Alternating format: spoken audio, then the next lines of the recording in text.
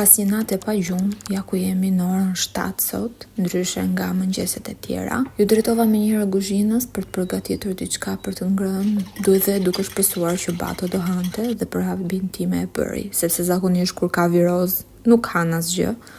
Dhe këtu jam duke sistemuar gjithë rrëmujën që kemi lënë gjatë natës, e kam ndruar shumë herë për shkak të djersitjes, thesin e të tjerë. Fatkeqësisht kur fëmia nis çerdhen, përballet pothuajse çdo javë me një viroz të re, edhe pse këtë herë sikur i kemi kaluar më lehtë, por shpresojmë të vazhdojmë kështu dhe shpresojmë të rrim sa më larg antibiotikëve. Gjithashtu edhe shkëputjet e gjata nga çerdhja nuk bëjnë mirë. Megjithatë, pavarësisht se unë rregulloj, Bato fillon zhvendos çdo gjë sërish sipas shefit vet.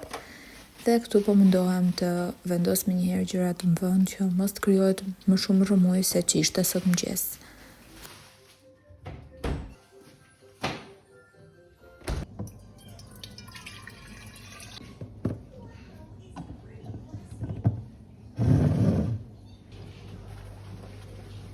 Vendosa të dalë me Baton për të nxjerrë në mënyrë që edhe ai të bënte një xhiro dhe lash të gjitha dritaret hapur në mënyrë që të ndrohej ajri.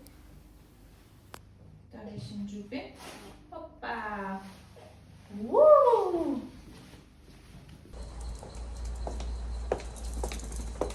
Bato ka një fiksim për të mbledhur gjëra të vogla dhe ja i pas hyri këto kokrat e ullinjve që i marr me vete në shtëpi.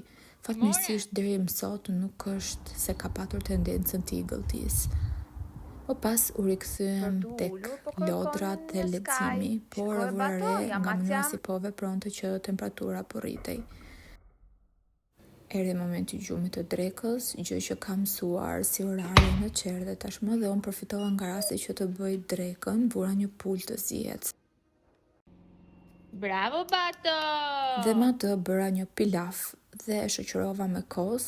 Zakonisht kjo është një nga drekët e preferuara të Batos, sidomos kur është sëmur. Më pas filluam të luajmë sërish dhe po prisa që të vinte mami nga puna dhe të më ndihmonte sot me Baton, ndërkohë që unë u bëra gati shpejt e shpejt dhe ju drejtova punës. Për vlogje më të gjata më ndiqni në kanalin tim YouTube. Ciao ciao.